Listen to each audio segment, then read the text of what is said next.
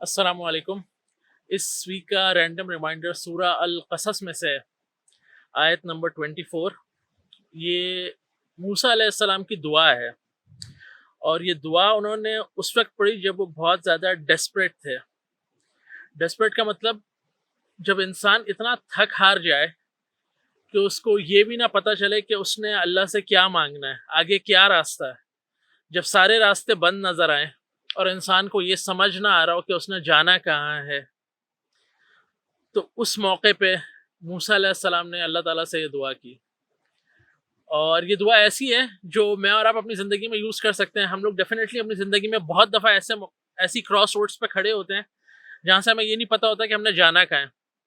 اب وہ چاہے انسان کے کیریئر سے ریلیٹڈ کوئی چیز ہو، اس کی پرسنل لائف سے ریلیٹڈ کوئی چیز ہو، کوئی اور ڈیسیژن میکنگ اس نے کرنی ہو، کوئی ایسی حالت جہاں پر انسان تھکا ہارا بیٹھ جائے اور یہ سمجھ نہیں آ رہا ہو کہ آگے جانا کہاں ہے، تو اس موقع پہ یہ دعا جو ہے میری تو فیوریٹ ہے۔ میں چاہوں گا آپ لوگ بھی جو یاد کر سکتے ہیں اس کو کر لے۔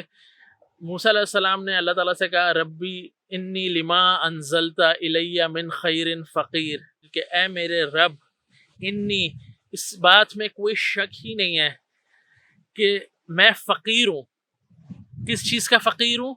لما انزلت الیہ من خیر، کہ جو کچھ آپ میری طرف اتارتے ہیں، جو کچھ مجھے آپ نے عطا کیا ہے نا، جو کچھ بھی آپ نے اب تک مجھے دیا پاسٹ میں خیر میں سے، میں ہمیشہ سے اس کا فقیر ہی تھا۔ میں خود سے کچھ بھی نہیں کر سکتا تھا پہلے بھی، تو آپ نے مجھے گائیڈ کرنا ہے، آپ نے مجھے راستہ دکھانا ہے۔ اور جس طرح ان سارے پچھلے سالوں میں فقیر تھا، کس چیز کا فقیر تھا؟ آپ کی عطا کردہ خیر کا فقیر تھا، تو اسی طرح میں ابھی بھی آپ کا فقیر ہوں۔ میں ابھی بھی انتظار کر رہا ہوں کہ آپ میرے لیے کوئی خیر کا راستہ نکالیں گے۔ And I am clueless, I am helpless. تو اس دعا پہ غور کیجیے گا اور یاد کر لیں تو بہت ہی اچھا۔ اور اسپیشلی ایسے ٹائم جب آپ کو یہ نہ پتا ہو کہ آپ نے مانگنا کیا ہے۔ نبی اکرم صلی اللہ علیہ وآلہ وسلم نے ہمیں بہت انکریج کیا کہ اللہ تعالیٰ سے مانگو۔ حضرت عائشہ رضی اللہ تعالیٰ نے فرمایا کہ جوتے کا تسمہ بھی مانگنا ہونا تو اللہ تعالیٰ سے مانگو، اتنی چھوٹی سی چیز بھی۔ لیکن جب ایسے ڈیسپریٹ ٹائمز ہوں، جب ہمیں یہی نہ پتا ہو کہ ہمیں چاہیے کیا، ہمیں جانا کہاں ہے، ہمارے لیے کس چیز میں خیر رکھی ہے، کیونکہ دیکھیں ایونچولی ہم جو بھی اللہ تعالیٰ سے مانگ رہے ہوتے ہیں، ہمارا مقصد کیا ہوتا ہے کہ اس چیز کو، اس نعمت کو، جیسی وہ نعمت ہمیں ملے، ہمیں سکون آ جائے۔ اور اسی وجہ سے ہم بہت سارے ڈیسیژنز لیتے ہیں اپنی زندگی کے اندر، لیکن بہت سارے وقت ایسا ہوتا ہے کہ ان ڈیسیژنز کو لے کے ہم سکون میں نہیں آ رہے ہوتے، بلکہ الٹا اور پریشان ہو جاتے ہیں۔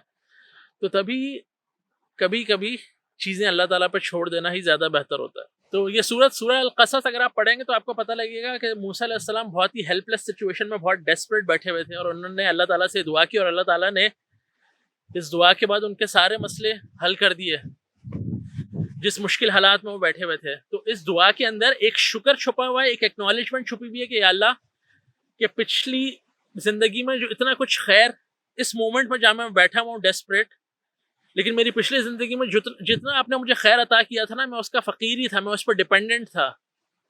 تو اب آگے کی زندگی میں بھی جو آپ جہاں مجھے لے کے جا رہے ہیں نا، میں پھر ڈیپینڈنٹ ہوں آپ پر، آپ کی عطا کردہ خیر پہ۔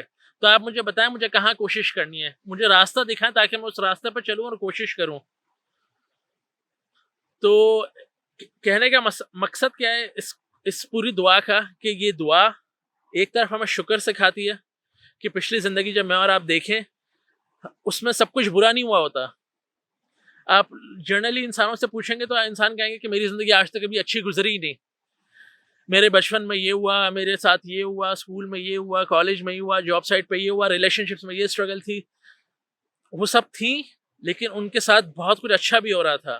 ان کو دیکھنا سیکھیں اور ان پہ شکر ادا کریں گے تو اللہ تعالیٰ مزید راستے کھولیں گے، مزید چیزیں دکھائیں گے آپ کو جہاں سے آپ مزید خیر سمیٹ سکتے ہیں۔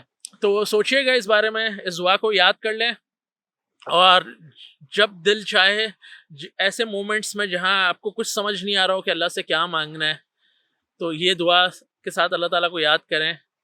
انشاءاللہ اللہ تعالیٰ ضرور آگے راستے کھولیں گے۔